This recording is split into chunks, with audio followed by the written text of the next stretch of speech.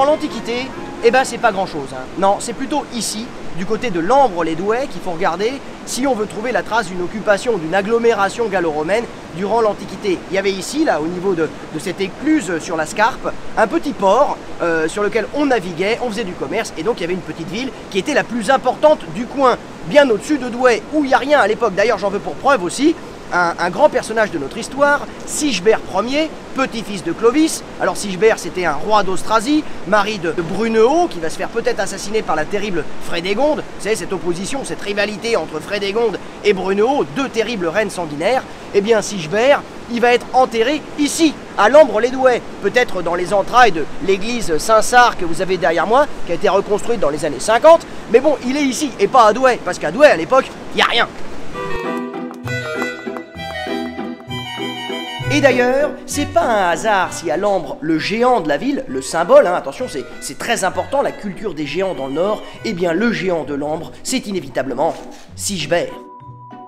Suivez-moi le long de la Scarpe, parce que bientôt tout va changer pour Douai, quand un certain Arnoul, à l'aube du Xe siècle, va détourner le cours de la rivière pour la rendre navigable à Douai, et ainsi pouvoir installer son propre port, et ainsi pouvoir percevoir des taxes. Le détournement de la Scarpe, c'est un détournement fiscal.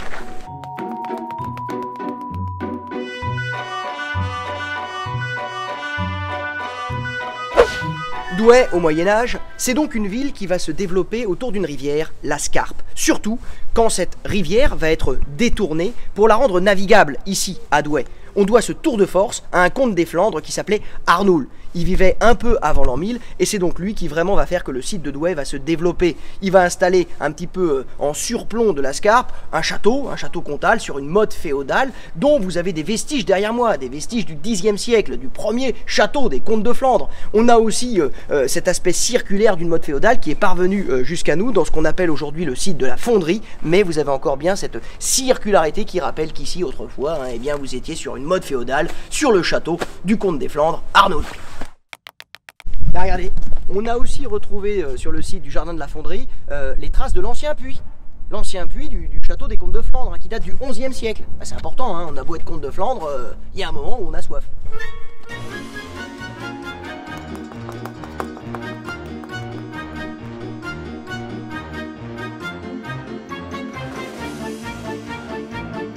Et oui, c'est vraiment la Scarpe qui va faire la richesse de Douai au Moyen-Âge. C'est sur la Scarpe que transitent les marchandises. C'est sur la Scarpe que sont transformées les marchandises. Les céréales, l'orge, le blé, ils sont concassés ici avec des moulins. Il y a eu jusqu'à 16 moulins le long de la Scarpe autrefois. Alors, il y en a encore un qui est parvenu jusqu'à nous, il est beaucoup plus récent, hein, le moulin des Augustins. Mais il y avait déjà un moulin ici au Moyen-Âge. La Scarpe, c'est vraiment la colonne vertébrale de Douai.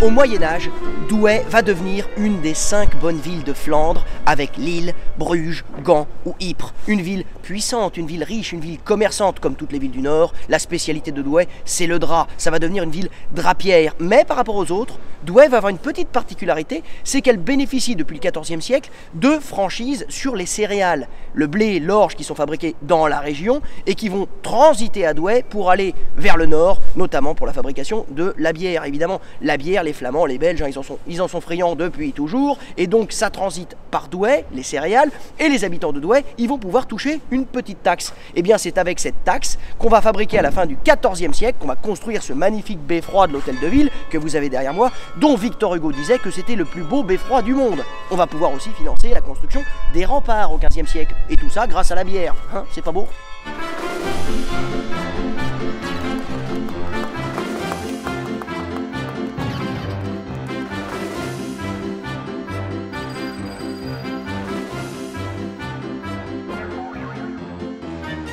Douai, à la Renaissance, c'est une ville qui va sortir très affaiblie par les nombreux conflits du Moyen-Âge. La guerre des Flandres, la guerre de 100 ans notamment, la ville va être convoitée par tout le monde, les Anglais, les Français, les Flamands, les Bourguignons, et du coup, au sortir de la guerre de 100 ans, avec l'éclatement notamment de la Bourgogne, eh bien Douai va tomber dans l'escarcelle de Charles Quint et du Saint-Empire romain germanique. Oui, vous avez bien entendu, Saint-Empire romain germanique. Douai va devenir une ville très très catholique, alors que partout autour, c'est la réforme protestante, hein. Il y a les Flandres pas loin, et bien du coup, Douai va devenir un véritable refuge, un sanctuaire pour les catholiques. On va créer une université catholique à Douai, avec de très nombreux collèges, dont certains vestiges sont parvenus jusqu'à nous, comme derrière moi, hein, les salles d'Anchin, alors ça date du début du XVIIe siècle, en plein mouvement de contre-réforme, où justement on essaie de prêcher la foi catholique dans un territoire où tout autour, il y a beaucoup de protestants.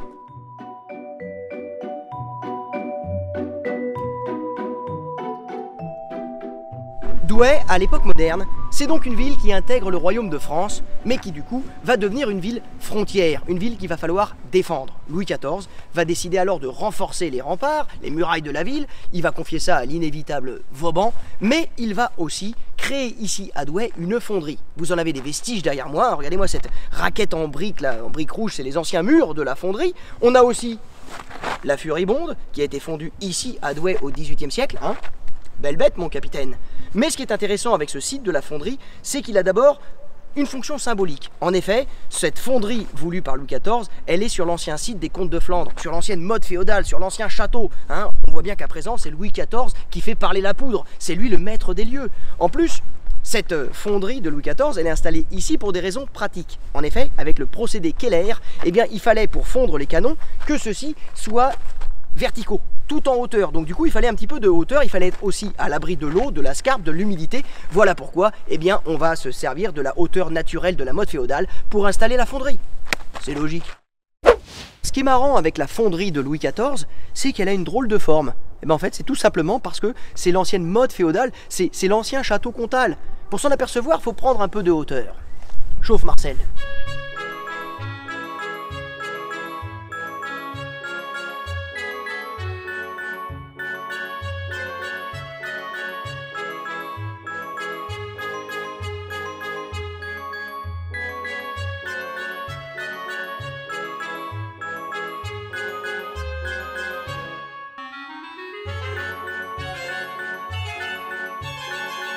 Bon alors, ne cherchez pas les remparts de Vauban à Douai, hein, parce qu'ils ont été détruits à la fin du 19e siècle pour permettre à la ville de se développer. Néanmoins, il reste quand même quelques portes, comme la porte d'Arras ou derrière moi, la porte de Valenciennes, qui a son importance, puisque c'est par cette porte que Louis XIV a fait son entrée solennelle dans la ville le 8 juillet 1667, après que la ville se fut rendue aux Français.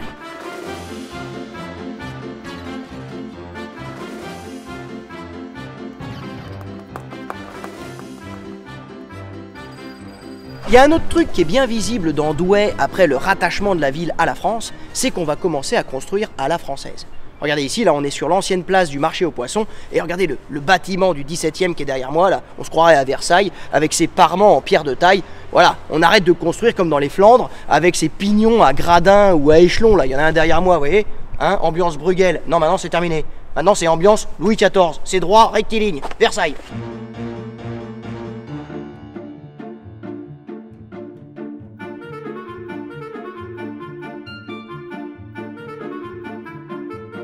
Alors, il y a un truc qui est marrant à Douai, c'est qu'après la conquête de la ville par les armées de Louis XIV, Douai devient donc une ville frontière, une ville militaire, mais une ville sans caserne. Au début, les soldats, ils vont loger chez l'habitant, ou alors dans les couvents religieux. Ça va un peu foutre le bordel. Il va falloir attendre un siècle pour qu'il y ait une caserne à Douai, la caserne de Caux, miraculeusement parvenue jusqu'à nous. Regardez-moi ça, elle est balèze, hein.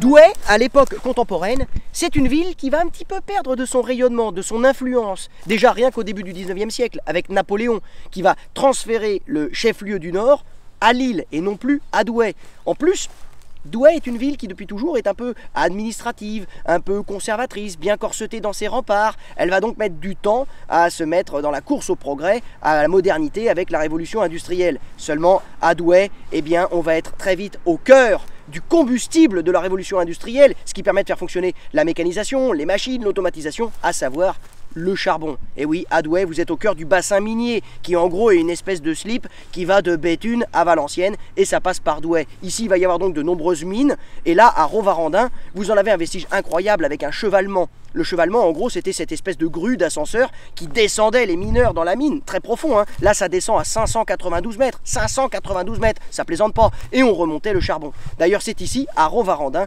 qu'on remontera la dernière berline de charbon avant que ça ferme. Eh oui, place à une autre époque. Alors, le passé ouvrier de la ville de Douai, il est encore bien parvenu jusqu'à nous avec les fameux corons, hein, célébrés par la chanson. Je ne vais pas faire injure à Pierre Bachelet, je ne vais pas vous la chanter, mais voilà des corons de la fin du 19e siècle, vous en avez ici, derrière moi, et ils nous rappellent quand même le sacrifice de ces dizaines de milliers de mineurs qui sont venus se sacrifier sur l'autel de la révolution industrielle.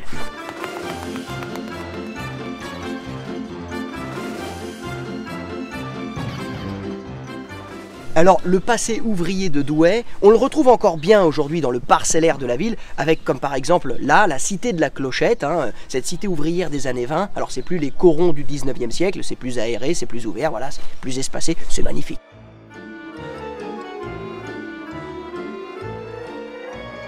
Matez un peu la taille de la porte, il y a des costauds derrière. Oui, quand on est à Douai, il faut prendre de la hauteur. Douai, aujourd'hui, c'est évidemment la capitale des géants. Patrimoine mondial de l'UNESCO, les enfants. Attention, c'est hyper important. Ils sont derrière moi, les géants de Douai, la célébrissime famille Gaillan. Alors, au départ, ces cortèges de géants, de grands mannequins, eh bien, c'était des processions religieuses qui datent du Moyen-Âge et qui nous viennent des Espagnols. Donc c'est pas un hasard si c'est avec les Espagnols de Charles Quint, qui était espagnol par sa mère, hein, qu'on va avoir ces premiers cortèges, ces premières processions qui célébraient l'arrivée des Espagnols dans la ville. D'ailleurs plus tard, ça plaira pas à Louis XIV, qui va déplacer le cortège au mois de juillet pour cette fois fêter l'arrivée des Français dans la ville. Et quant à la famille Gaillan, hein, qui est derrière moi, on ne sait pas trop qui c'était des protecteurs de la ville. En tout cas, ce qui est sûr, c'est que Gaillan, en ch'tio-picard, ça veut dire géant. Et c'est vraiment des géants à Douai.